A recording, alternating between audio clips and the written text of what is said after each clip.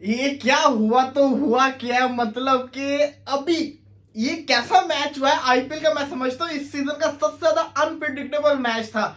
इसके अंदर कोई जज ही नहीं कर पा रहा था मैच कौन जीतेगा। और क्या जबरदस्त किस्म का ओवर किया ईशांत शर्मा ने कि राहुल तिवातिया जो कि पिछले ओवर के अंदर 3 बॉलों पे 3 छक्के मार के आ रहे हैं इनके बेस्ट बॉलर को, उसको डॉट बॉल करना, उसके बाद उसको आउट करना, सुपर कैच था रोसो का। लेकिन उसके बाद जो मैच जीते, मैं समझता हूँ कि जो आज मैच जीता ना दिल्ली, दिल्ली की मैच जीतने की वजह ईशांत शर्मा, ये जो आखिरी ओवर करवा गया ना भाई, अगर कोई और बॉलर होता उसको पड़ जानी थी। आप देखें गुजरात मैच हारा क्यों है। सबसे पहली बात एक तो जिसको कहते हैं ना समझ आती है, आते साथ ही आउट हो गए गुजरात के। उसके बाद जिसको कहते हैं हार्दिक पांड्या आए, उन्होंने अभिनव के साथ मिलकर पार्टनरशिप लगाई, स्लो पार्टनरशिप थी, लेकिन एंड के ऊपर आके सिचुएशन ये आ गई थी कि 12 बॉलों पे 33 चाहिए था, जबकि जिसको कहते हैं ना विन प्रेडिक्टर था वो 88% दिल्ली की तरफ हुआ था। लेकिन उस टाइम क्या होता है आपके सामने ही है, हार्दिक पांड्या, हार्दिक पांड्या ने आखिरी जो 6 बॉलें खेली है ना उस पर उसने सिर्फ और सिर्फ 7 रन किए। दोबारा गौर करें, हार्दिक पांड्या ने आखिरी 6 बॉलों पे सिर्फ और सिर्फ 7 रन किए हैं। ये हार्दिक पांड्या फिनिशर है, लेकिन आज हार्दिक पांड्या वो काम नहीं कर पाया जो उसको करना चाहिए था। आज हार्दिक पांड्या स्लो खेला। स्टार्टिंग में स्लो खेलना समझ आती है कि आप जिसको कहते हैं ना मैच को लेके चल रहे थे, अर्ली विकेट गिर गई थी, लेकिन एंड के ऊपर आके फिनिश भी तो करना था ना। सेकंड लास्ट ओवर की पहली 3 बॉलें एनिक नोकिया ने सुपर बॉलें फेंकी, हार्दिक पांड्या से कुछ नहीं हुआ। लेकिन राहुल तिवारी आते हैं, उस वक्त 9 बॉलों के ऊपर 30 चाहिए होता है। और आपके सामने क्या होता है, आपके सामने है कि राहुल तिवारी क्या करते हैं, वो 3 बॉलों के ऊपर 18 मार देते हैं। उसके बाद जो होता है आप सब जानते हैं, राहुल तिवारी क्या ब्रिलियंट किस्म का हिटर है यार, मतलब कि कोई मजाक होता है हर मैच के अंदर आना, 400 के स्ट्राइक रेट से बल्लेबाजी करना, इसने तो मजाक बना लिया इस चीज को यार। मतलब कि कैसे कैसे छक्के मारे, चलो माना कि पहली 2 फुल टॉस से भी थी, लेकिन फिर भी हिट करना कोई आसान बात नहीं होती। इतना खतरनाक बॉलर है ये, वो बॉलर जिसको टिम डेविड, कैमरन ग्रीन आखिरी में हिट नहीं कर पाए थे। ये वो बॉलर जिसको हार्दिक पांड्या भी हिट नहीं कर पाया था, लेकिन उसको राहुल तिवारी ने छक्के मारे।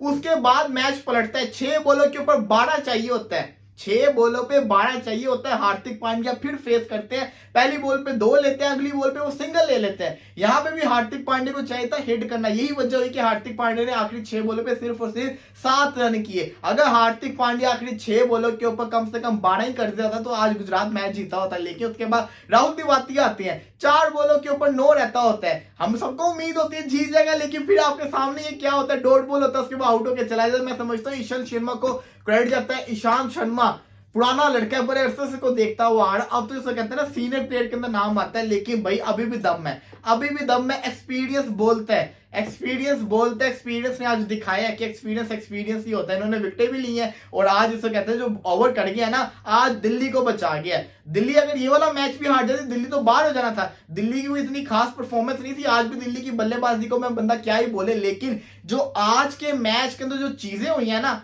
उन चीजों पे जरा बात करते हैं। सबसे पहले मैं समझता हूं कि सबसे ज्यादा इस वक्त जिसको कहते हैं ना रोहित शर्मा खुश होंगे, क्योंकि उनका जो मेन बॉलर है, जो वर्ल्ड टेस्ट चैंपियनशिप के फाइनल के अंदर उनका मेन बॉलर होगा मोहम्मद शामी, वो क्या ब्रिलियंट किस्म की फॉर्म के अंदर आया हुआ है। आप उसका जिसको कहते हैं, आप उसकी बॉलिंग देखें, मतलब कि आते साथ उसने जो 4 आउट किए हैं बुरा हाल करके रख दिया दिल्ली का। कोई हल्की विकेट नहीं ली उसने, बड़ी विकेट्स ली हैं, सारे बड़े प्लेयरों को आउट किया है। तो मोहम्मद शामी तो पकड़ा नहीं जा रहा, और यही फॉर्म इसकी शुरू से चलती आ रही है। मोहम्मद शामी की यही फॉर्म शुरू से चलती आ रही है, और मोहम्मद शामी ऐसे चलता रहा ना तो वर्ल्ड टेस्ट चैंपियनशिप के फाइनल के अंदर मोहम्मद शामी बड़ा खतरनाक बॉलर बनने वाला, मैं आपको बता रहा हूं। लेकिन उसके बाद आपके सामने ये क्या होता है, उसके बाद जिसको कहते हैं ना आते साथ ही फिर गुजरात के भी आउट होते हैं, शुभमन गिल आउट होता है, वृद्धिमान साहा आउट होता है, आते साथ ही आपके सामने फिर इनकी लाइन भी लगती है, हार्दिक पांड्या अभिनव की पार्टनरशिप लगती है। लेकिन मैं फिर कहूंगा ये जो आज का मैच था गुजरात के, पहले तो दिल्ली के हाथ में था, पहले गुजरात के हाथ में था, फिर दिल्ली के हाथ में गया, फिर अगेन गुजरात ने वापसी की इस मैच के अंदर राहुल तिवारी के 3 छक्कों से। उसके बाद फिर जिसको कहते हैं ना दिल्ली ने कमबैक किया है। तो ये जो मैच था ना ये काफी जिसको कहते हैं ना इधर उधर जाता गया, लेकिन एंड के ऊपर आके दिल्ली के हाथ के अंदर आके बैठ गया, और ईशांत शर्मा ने ये वाला जो मैच था ना दिल्ली को जितवा दिया। तो ईशांत शर्मा को मुबारकबाद दो, उन्होंने फाइनली जिसको कहते हैं ना बताया कि वो कितने जबरदस्त किस्म के बॉलर है। और ईशांत शर्मा को मैं समझता हूं कि जो इस पर उमेश यादव का मसला बना हुआ है इंजरी का, ईशांत शर्मा को टेस्ट के स्क्वाड के अंदर शामिल करें। अगर आपने वर्ल्ड टेस्ट चैंपियनशिप का फाइनल जीतना है,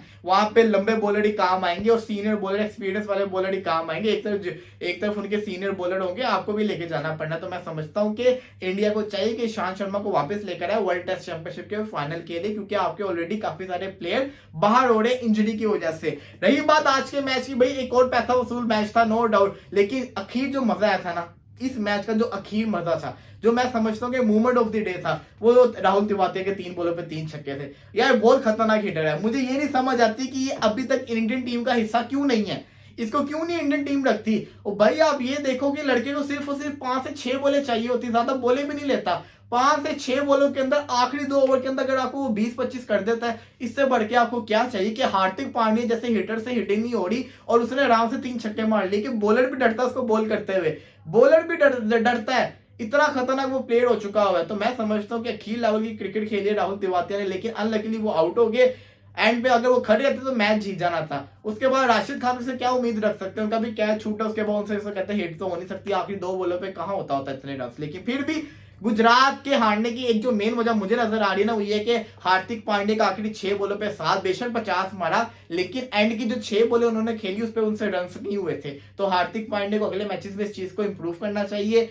होता है, आपकी गुजरात ने अच्छी परफॉर्मेंस दिखाई है, लगातार अच्छी परफॉर्मेंस दिखाती आ रही है, एक आधा मैच हार गई, इसमें कोई बुरी बात नहीं है, अगले मैच में और अच्छे तरीके से आएंगे। विद्यमान साहा लगातार फ्लॉप हो रहे हैं, उनको भी चाहिए कि थोड़ा अपने आप को देखें, या तो उनके जगह किसी और को ट्राई करके देखें, मैथ्यू वेड को ट्राई करके देखें। इसी के साथ साथ दिल्ली की बात करें तो दिल्ली का समझ से बाहर है, ये तुक्के से ही मैचेस जीत रहे हैं, यकीन मानो ये तुक्के से मैचेस जीत रहे हैं। इनका एक आधा बंदा इनको मैच जितवा देता है, इनकी टीम में कोई परफॉर्मेंस नजर नहीं आ रही। आज भी इनकी बैटिंग लेके डूब गई थी, इनकी बैटिंग का भरोसा कोई है ही नहीं, इनकी बॉलिंग फिर अच्छी, इनकी बैटिंग तो बहुत बुरी है। लेट्स सी देखते क्या हुआ। कल है पाकिस्तान वर्सेस न्यूजीलैंड का तीसरा ओडीआई मैच, और कहा जा रहा है, मैं पहले प्रेडिक्शन भी कर दूंगा आपके साथ साथ आपको अपडेट भी कर देता हूं। कहा जा रहा है कि पाकिस्तान वर्सेस न्यूजीलैंड के इस मैच के अंदर शाहिन शाह अफरीदी वापस आएंगे, अहसानुल्लाह को रेस्ट दिया जाएगा, और इसी के साथ साथ ये भी कहा जा रहा है कि शादाब खान वापस आएंगे, उसामा मीर को रेस्ट दिया जाएगा, और शायद इफ्तिकार अहमद खेले टीम के अंदर अब्दुल्ला शफीक को भी बिठा दिया जाए। तो ये जिसको कहते हैं ना चेंजेस होते नजर आ रहे हैं, मुझे जहां तक लग रहा है ना, मुझे जो मैं सोर्सेज से पता कर रहा हूँ, जो मुझे खबरें आ रही है उसके अकॉर्डिंग मैं आपको बता रहा हूँ। इसी के साथ साथ अगर बात करें तो भाई ये पिंडी की जगह नहीं, कराची की जगह यहाँ पे सारा वेन्यू चेंज होगा।